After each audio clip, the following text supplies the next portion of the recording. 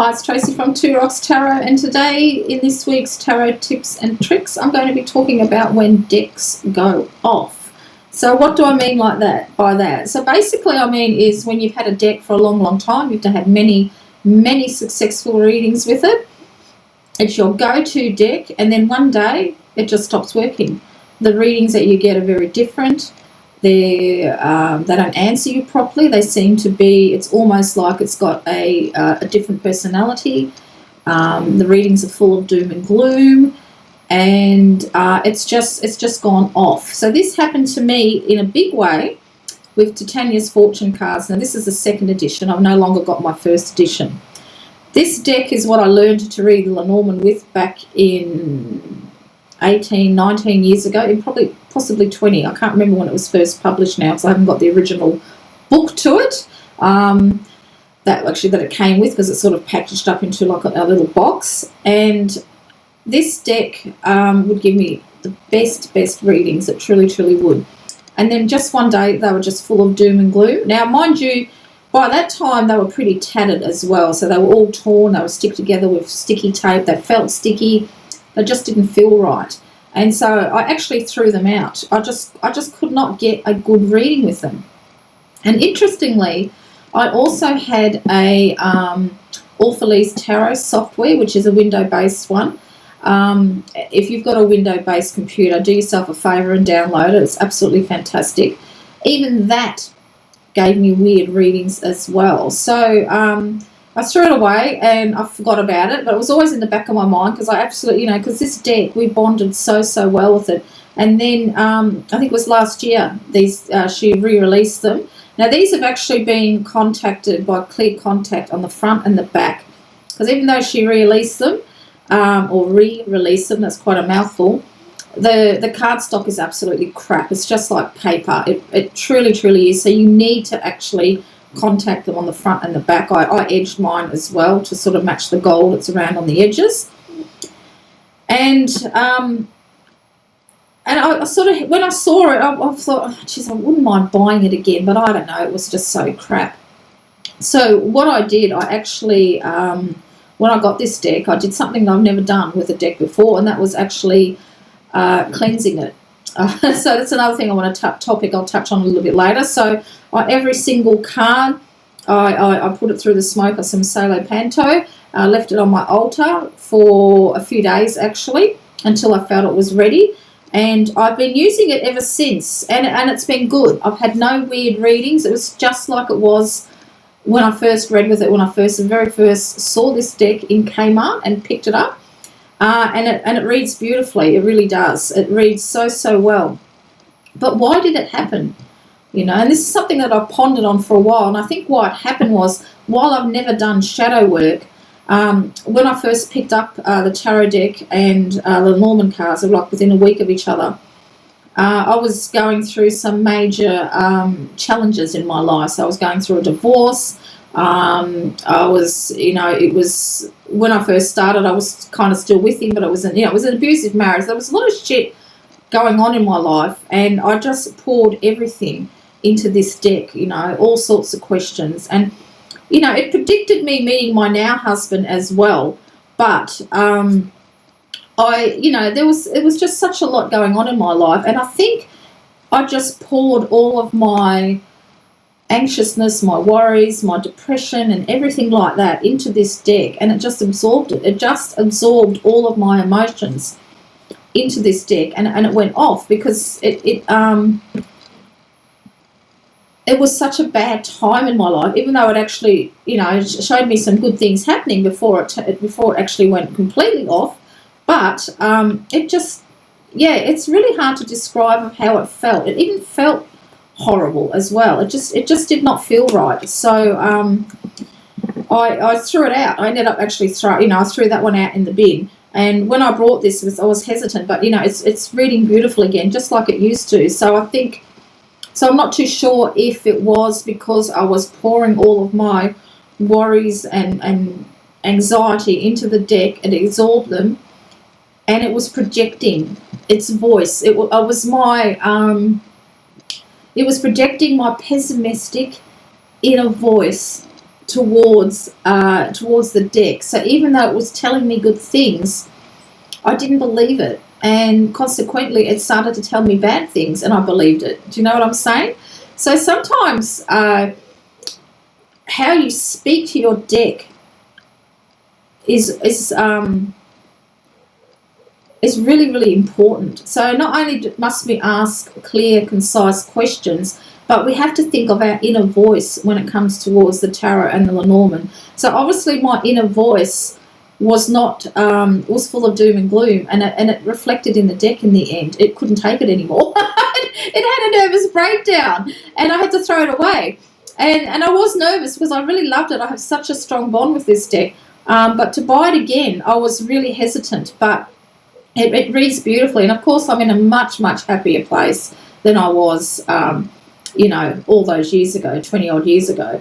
Much, much more happier place. So this deck now reads absolutely beautifully for me. So, but you might find that you need to throw it away. Just throw it away and leave it for a few years, and then maybe purchase it later on down the track. So it was quite a long time before I actually repurchased this deck.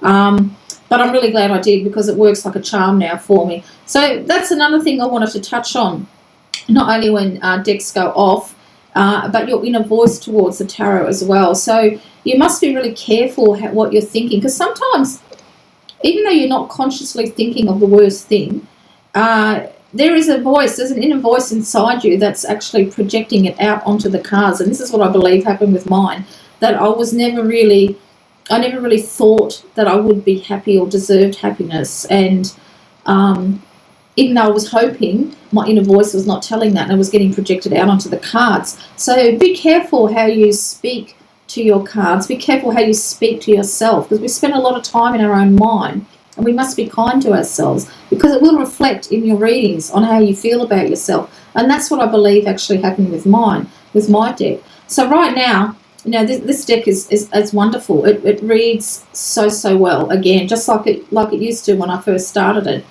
So if you have a deck that suddenly goes a bit weird on you, think about how you approach it. Think about how you use the deck. Put it away, cleanse it, consecrate it, put it away. If it's really tatty like mine was, I threw it out, because when I had a sticky table over, it was so frayed. And see how you go. And then leave it. It might be a few months, might be a year. So I think, I'm trying to think how long ago it was. It was a good 10 years plus, I think, before I bought this deck again. Well, only just recent come out, of course, but before I could actually use it like I used to use it. It's my favourite. It's my favourite Lenormand deck. I don't know. It's just something about this deck. It's uncanny. It really, really is. So when decks go off, pay heed to your inner voice and how you talk to it and how you talk to yourself, because it will reflect in it. And you can, and just different ways of cleansing your deck, like you can smudge it, through the smoke, through incense. You can put crystals on it. You can actually, if you put it in a box of some sort, you can bury it in the garden and let the energies, negativity drain out of it. But sometimes, and I think the things that were happening to me at that particular time of my life, there was no amount of cleansing on that deck that would get rid of it. So that's why I threw it out. And you might find that might happen to you.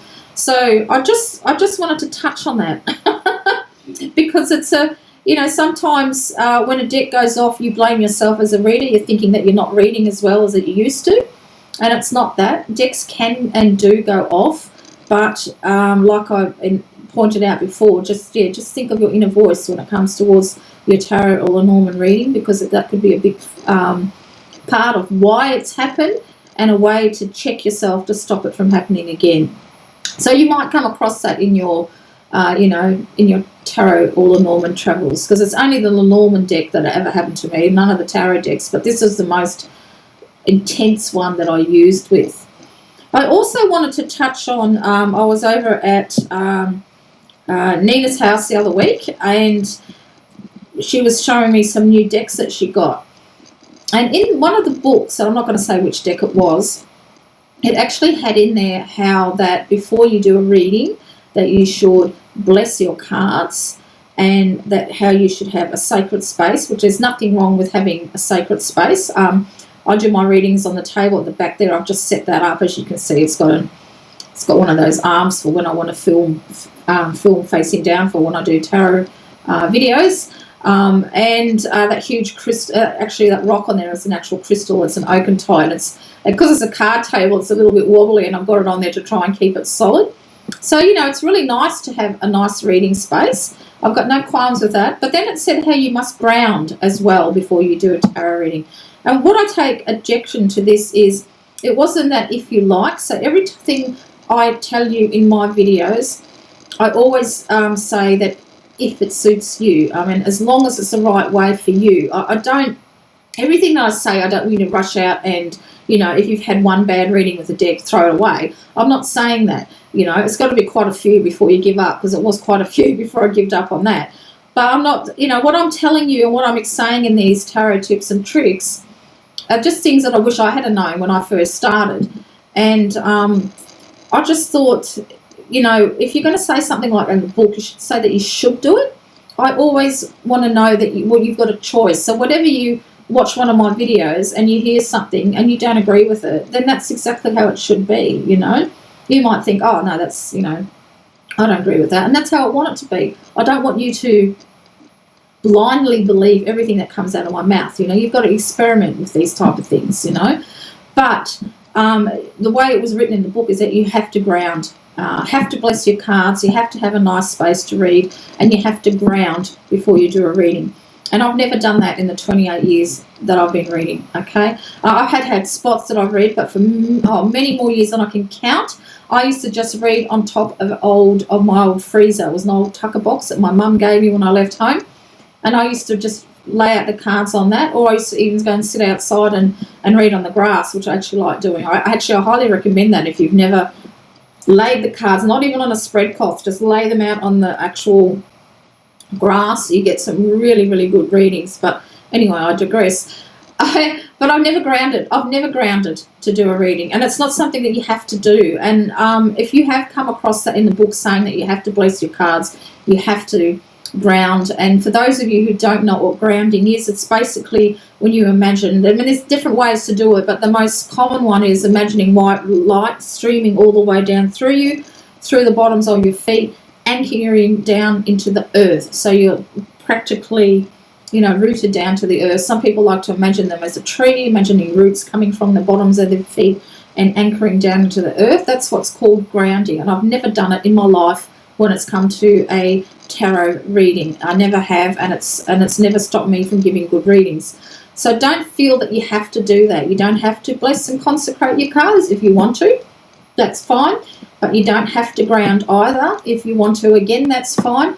And you don't have to have a fancy space. You can read anywhere you damn well like. And I just thought, in the year 2020, to say that you have to do this before you conduct a tarot reading is totally wrong. I don't believe in it, because there's so much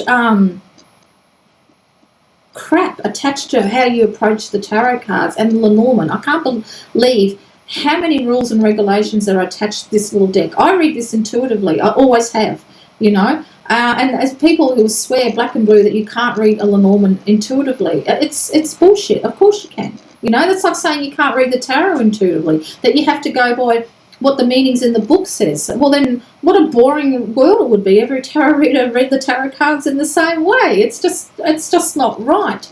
So don't feel like you have to bless and consecrate your cards. You don't have to have a special space, and you don't have to ground yourself before reading. I never have. When I get a brand new deck, all I do is I take it out of its wrapping, I shuffle it, and I ask the question, what type of messages will you bring to my readings? And it's usually just the one card that pops up. I read it, shuffle it back in, and then I start using it straight away. I don't do anything special with it.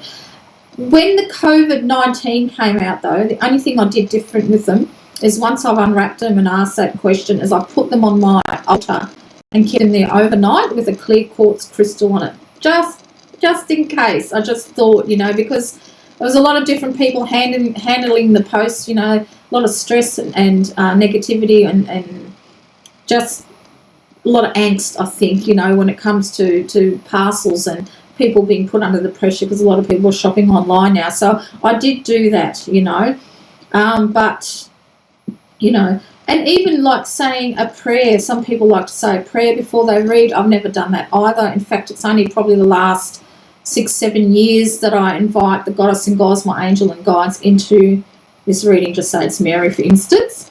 And then I invite Mary's goddess and gods, angels and guides, to come together with mine to give a true and accurate reading.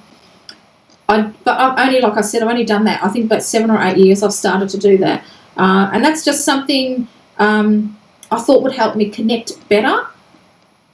But I can't say that it's really changed my readings much, but it's just something that I like to do, because I think the more spiritual guides that I can get to help get the message across to my client, the better. So that's why I like to ask that, and that's why I like to ask, whoever wants to come in to the reading. But you don't have to do that either, and I never did that for more years than I can count. So I thought I would touch on that as well. It's just like the old saying that, you should have your first tarot deck should be gifted to you. You should have it wrapped up in silk. All of my tarot are in $2 boxes from the Reject Shop here in Australia. You can see my bookcase behind me. All of them boxes, I've got all tarot decks in them. And not that way. And in that cupboard are the tarot decks that, like my Bonefire deck, in bags. So yeah, I do have some in bags, but not a lot. I prefer the boxes because I can stack them up like that. So you don't have to have fancy bags and fancy things to keep your tarot decks in. Mine are all, you can get some really pretty little boxes. This one's got my little what's it called, the fairy tale tarot. It's really tiny, as you can see. So you can find all sorts of boxes. I've got my tar rat in this one with the cupcakes. I thought that'd be good for a rat one. So there's such a lot of hoo-ha and myths when it comes to surrounding the tarot, and indeed the Lenormand as well. And you've just really got to take everything with a grain of salt and do whatever is right for you, okay? Whatever is right for you. But I just thought it was a bit much. We are in 2020, and here's this popular creator saying that this is what you have to do before you read. If you want to do that, that's fine, but it shouldn't have the word have to, Do you know what I mean? It should be worded differently. If you like, you could do this, you could do that before a tarot reading. That would have been so much more better. So I thought I would touch on that you don't have to do any of what I've just explained when it comes to reading the tarot. The tarot is such an approachable tool to use for yourself, for other people, that I don't know why all of a sudden it seems to have, why it's taken a step backwards, why it's got all these rules and regulations attached to a deck. Because when you come face down to it, it's just cardboard, aren't they? They're just cardboard, but there's something about them that makes them work, whether you believe you're talking to a higher power or you believe you're talking to your own higher self and connecting with your intuition. Whatever works for you. And that's the biggest thing that I want to get across in my videos of tarot tips and tricks, is whatever works for you, okay? So, if I say something and you think, oh, God, no, I can't do that. Well, that's good. Don't do it, But I just, this is my whole basis of making these videos, because when I first started to read the tarot, I thought you had to have a Rider-Waite deck. Well, of course you don't. I thought you had to cut your cards with your left hand in 3 piles, stack them all up together and deal them out. Now I only ever deal out shufflers. What are they called? When the cards pop up like that, I only ever read it when cards pop up like that. What are they called now? Jumpers. Sorry, I couldn't think of the word. Jumpers. That's the only way I read now. That's the only way I read, So there's all these things that they say that you should and shouldn't do, and really you should and shouldn't do only what's right for yourself, okay? There's a lot of things too about putting crystals in, storing crystals with your tarot. I don't do that because I like to keep my crystals out, because I don't believe that they should be hidden away in boxes. I think they, I kind of feel like it stifles their energy. I like them out in the open. And this room, I've got so many crystals. I'm sure the energies penetrate the boxes that are behind me in my cupboard anyway. So, but you might like to do that. You might like to put your, some crystals in your storing in with your tarot cards. I know with my crystals, when I do crystal healing, I've actually got them because the funny thing is with crystal healing, you're supposed to cleanse them between each client, okay? But if you've got back-to-back clients, it's kind of impossible. So what I've done is I've put a whole mixture of magical type of herbs, which I couldn't tell you off the top of my head. And I got, what are they called? Actually, I think I might have one in here. Yeah, here we go. Little boxes like that, you know, like for fishing rod hooks and things like that. And that's what I store my crystals in them. And you can see it in here. I've got some, in the herbs in here, I've got some juniper berries, rosemary, mugwort, all sorts of types of, and that keeps them charged and that keeps them cleansed in between. So I only ever have to, once I've finished, just put it back in with the herbs and they are cleansed and charged. And then when I get a chance, when I get home and it's a full moon, because I really like to put my crystals out under a full moon, and that's how I actually cleanse them and charge them. I don't smudge them. I don't really like smudging the crystals. I have done it, but for me the moon will always win over. And actually burying it in the ground, I have actually buried mine in the ground, and it's such a different feeling when you take them out of the ground. They literally feel heavy, like really, really heavy. It's amazing. So, you know, do whatever feels right for you. Don't let anybody tell you any different. It's your tarot practice. It's not mine. It's yours, and it's not anybody else's. So until next time, take care, everyone, and keep tarotting on or Lenormanding on. Press like and subscribe and hit that notification bell, and I shall see you all soon.